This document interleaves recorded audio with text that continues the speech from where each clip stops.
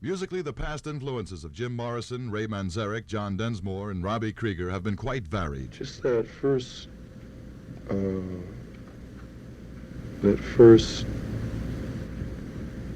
burst of rock and roll, about when it first came out, about when I was in junior high school, was people like Chuck Berry, Elvis Presley, Jerry Lee Lewis, Little Richard, that time, you know. That's the only music that's ever really turned me on. I like the Stones, I guess. Oh, so many people. There's really been no one major influence. I grew up on the south side of Chicago, so I listened to a lot of blues and a lot of jazz, but Bach and Stravinsky have been great influences too, so I guess no one person. I've just liked so many different things. Oh, I can't name any specific person. I can say everything. I mean, you know, just everything. Mostly jazz, I'd say. A little less classical, but that's there too. Jazz drummers. That's my main influence. I don't think any one person, really. I don't even think I could pin it down to one form of music. But the first music I really dug, I think, was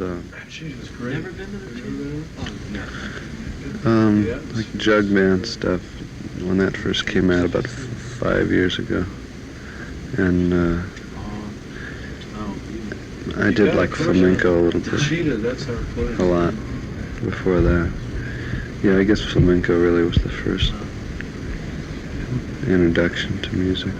Ray looks upon the Doors as a communistic group. Communistic group in the sense that it's a brotherhood and a communal organization, not meaning communistic having anything to do with politics, but having to do with the word commune and being a brotherhood.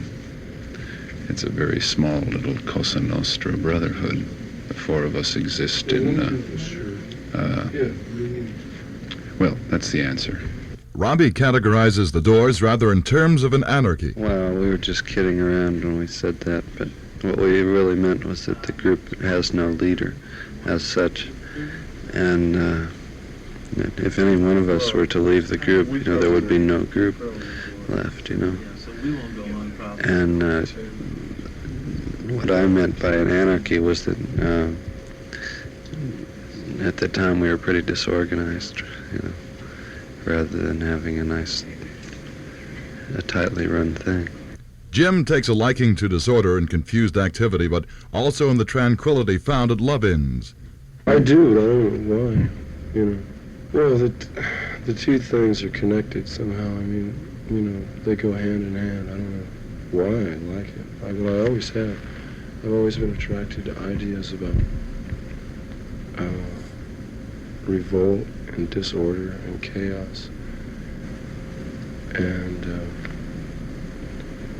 activity which appears to have no meaning. The two are connected somehow, you know. There are no views, really. It's just, I'm just attracted to that kind of thing. You know, I don't know why. I like crowd phenomena, you know. A lot of people massing together in one area. Because when that happens, you don't know what's going to happen, you know. It increases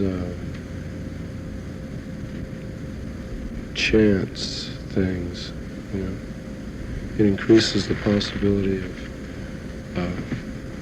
something unusual happening. Off their first and subsequent gold LP, Ray has two particular favorites. I think The Crystal Ship and Light My Fire are the two favorites outside of The End. Crystal Ship because it's a beautiful song.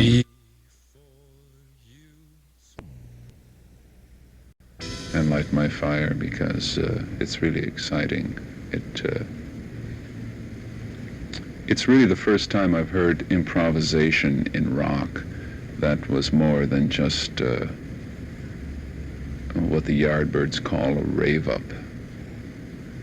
And in a way, I'm surprised that some of the jazz people haven't picked up on it yet and don't realize that it's improvisation in the classical jazz tradition.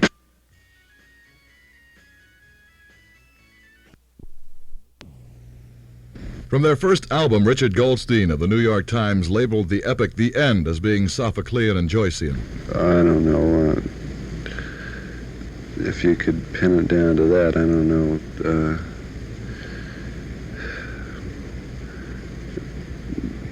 I'd say they're more. Our album is much more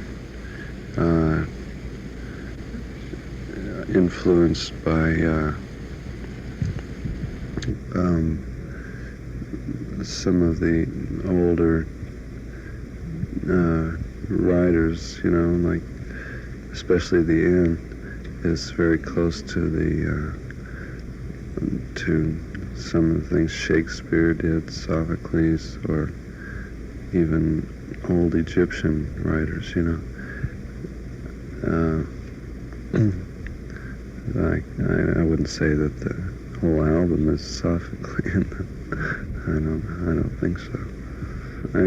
I'd say that the end is a little bit like Joyce, but not really. From Strange Days, the group's drummer has one particular favorite. Moonlight Drive, I think, because it was one of the first songs that we've ever done. But we never got it on to a disc until now, and it kind of has a underwater ocean kind of thing to it, with a lot of bottleneck guitar, which comes from old blues singers, but it's used in up-to-date chords, and it's very far out. As the world evolves, so will the Doors in the future. I've always been interested in film.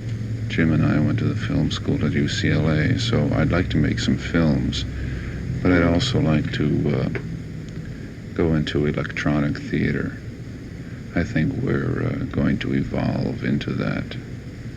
I don't know when. It'll take a couple of albums yet, but eventually one of our albums will be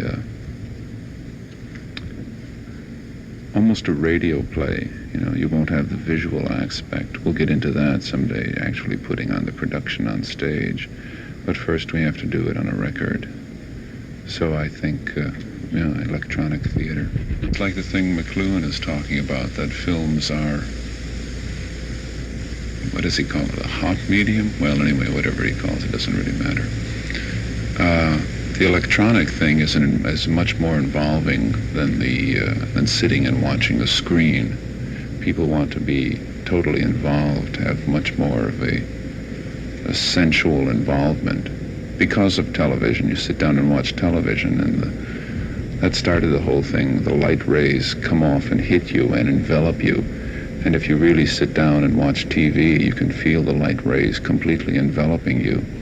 So because of that, people want to be totally enveloped by other forms. So that's what's going to happen in the electronic theater. It's going to be a total enveloping.